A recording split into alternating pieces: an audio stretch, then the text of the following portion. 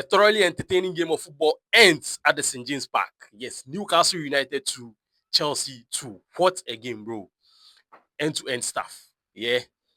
As we all observed, this game was a game of two halves, right? Newcastle had the first half, everything to themselves. Played very well, right? They took the game to Chelsea from the start of the first half, right? Pressing very hard, quick transitions. And with their press, we all know Newcastle, the likes of Gordon, right? Murphy, they make sure they press your necks, right? Yes, so that's what they did against Chelsea in that first half. Yes, and I think they really, really deserved that 2-goal lead in the first half. 2 goals from Nick Votamada. I think that brother has been very, very clinical, has been very good for Newcastle since his arrival from Germany to the Premier League, right? Yes, so on the side of Newcastle, I think Eddie Howe set the team up in such a way that they are going to dominate that Chelsea midfield, as we all could see. The likes of Caicedo off the whole of that first half. Caicedo was off, and I think personally, I think it's probably just the lack of game time with that red card he had, right? So this is the first Premier League game he's playing since that time. Yeah, so I think Newcastle succeeded in dominating that Chelsea midfield in that first half. Caicedo nowhere to be found. Reece James was also off in that first half. Yeah, so I think Newcastle really succeeded in doing whatever they wanted to do in that first half and got those two important goals. Yes, so Chelsea struggled to deal with everything Newcastle was doing in that first half, right? As I said earlier, the midfield was non-existent. Newcastle were all over them, not only in midfield. From defense, they built up fairly easily. They were building up very easily. In midfield, very comfortable. In attack, in the way they were getting the goals, right? Yeah, so I think kudos to Chelsea with the way they started that second half. They came in very strong, right? That's what a good team does. You come in the second half, you do the exact opposite of what Newcastle did to you in the first half. That's what happened.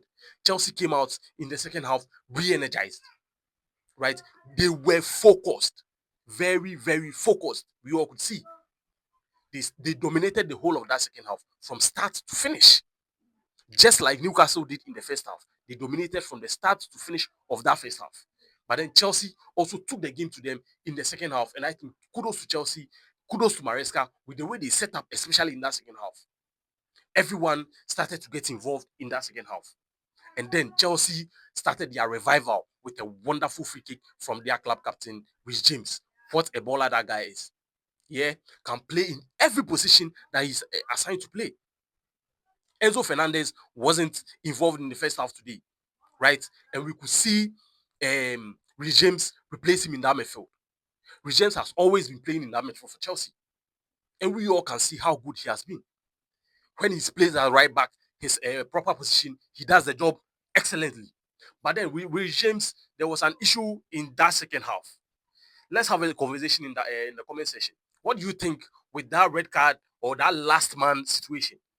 Right? Most people feel that touch was very feeble. But then, as we all know in the Premier League, things do happen. Sometimes decisions go against you with that same kind of touch. But then in this situation, I think Chris James was very lucky, and then he wasn't red carded. VAR dismissed that particular incident, right? They deemed it to be a very little touch. Robert Sanchez, bro, let's applaud that guy. That assist for Joao Pedro was up there. Top-notch assist, top-notch delivery, right? Quick thinking from Robert Sanchez. He saw Joao Pedro with the defender one-on-one. Very good delivery. And then Joao Pedro got himself through on goal and then finished that ball excellently. So I think kudos to Robert Sanchez for that quick thinking he had in that second half. But then, bro, Garnacho, this is a performance to forget for Alejandro Garnacho, right? Playing against Miley, who has a midfielder profile. He's a midfielder, 19 years old, a right back, and Garnacho cannot take on this brother. Garnacho was finding it very hard to come against this boy. Yeah, sometimes it's not all about pace. Bro, sometimes you have to use the brain. That's what Garnacho lacks. He lacks that intelligence. That's Garnacho's problem. He always thinks everything has to be running, running, running, running. But then in the Premier League, things are different. Yes, so to be honest, I think this game was a game of two halves, and I think both teams really, really deserved the 1 point each.